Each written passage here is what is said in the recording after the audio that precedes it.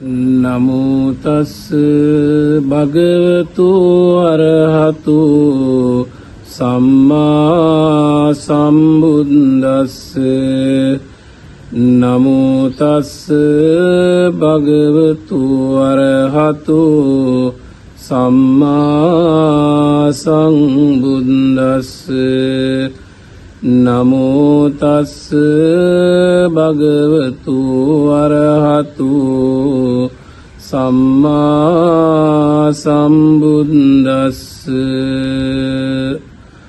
සුම්පබුද්දං පබුඤ්ජන්ති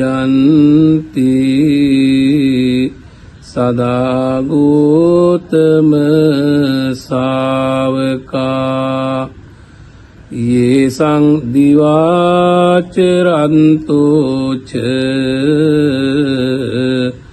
නිච්ඡං බුද්ධ ගතා සති. හැම දිනාටම ජීවිතේ සැනසෙල්ල ගෙවන්නට බුදුරජාණන් වහන්සේ වදාළ බොහොම වටිනා බුද්ධ අවවාදයක් දහම් අඩවියෙන් ඔබට මේ ධර්ම දායාදයක් විදිහට ප්‍රතිලාභය වන්නේ. ධර්ම ලාභය තරම් මේ ලෝකයේ ශ්‍රේෂ්ඨ වෙන ලාභයක් නැහැ. අපේ ජීවිතේ ගොඩක් ලාභ අපට හම්බ වෙනවා. ආර්ථික ලාභ, ධන ලාභ, පරිවාර ලාභ, නොයෙක් විදිහේ ලාභ. ඒවා අපිට ලාභයක් විදිහට මුලින් හම්බ වුණාට පස්සේ ඒ ලාභය නිසා ගොඩක් වෙලාවට ඒවා මුල් කරගෙන දුක් විඳින්න වෙනවා. නමුත් ධර්මලාභය එහෙම එකක් නෙවෙයි.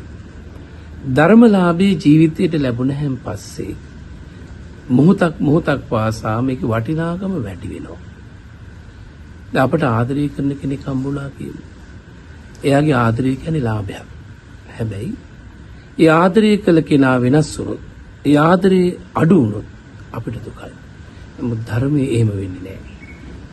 ධර්මයේ ජීවිතේ ලැබිච්ච වෙලාවෙ ඉඳන්ම හිතේ සැනසීම, හිත හදාගන්න, හිත සකස් කරගන්න, හිත පිළිවෙල කරගන්න ධර්මලාභය උදව් වෙනවා. ඒ නිසා ධර්මලාභය තමයි මේ ලෝකේ ශ්‍රේෂ්ඨම ලාභය. සුවසේ නිදා ගන්නට නොහැකුව කොච්චර අද තාරුණ්‍ය වැඩි හිටියෝ පවා ඖෂධ ගන්නවද? නිින්ද යන්නේ නැහැ කියනවා. හැබැයි බුදුරජාණන් වහන්සේ ධම්මෝසද සමන්නත්ති ඒතම් පිවත බික්කවේ. මහණෙනි ධර්මයේ නැමැති ඖෂධය පානය කරන්න. එතකොට සුවසේ නිින්ද යනවා. සුවසේ නිින්ද යනවා විතරක් නෙවෙයි. සුවසේ අවදි වෙන්න වාසනාව ලැබෙනවා. රැ නිින්දේදී හීනින් බය වෙන්නේ නැහැ. සමහර අය අපි අහලා තියෙනවා නිින්දේදී මිය ගිහින් තියෙනවා.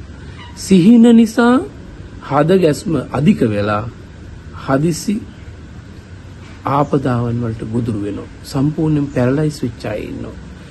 ඒ නිසා නිින්ද කියලා කියන්නේ තාම වැදගත් දෙයක් අපේ ජීවිතේ.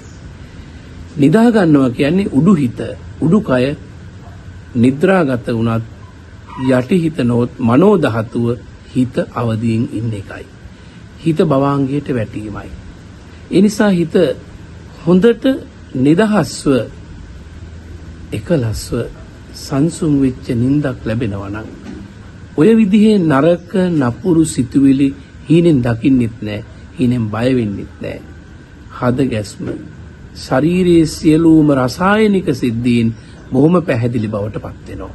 ඒ නිසා සුවසේ නිදන්න, සුවසේ අවදි වෙන්න, නපුරු සිහින නොදකින්න, ඒ වගේම සතුටින්, ප්‍රමෝදයෙන්, ප්‍රීතියෙන්, සැනසීමෙන් ජීවිතේ දවසේ ගෙවන්නට සම්පූර්ණ දවසක් විදියට ගත කරන්න, පිරිච්ච දවසක් විදියට ගත කරන්නට බුදු ගුණ වැඩිම ඔබ හැම දිනාටම උදව් වේවා කියලා ප්‍රාර්ථනා කරනවා.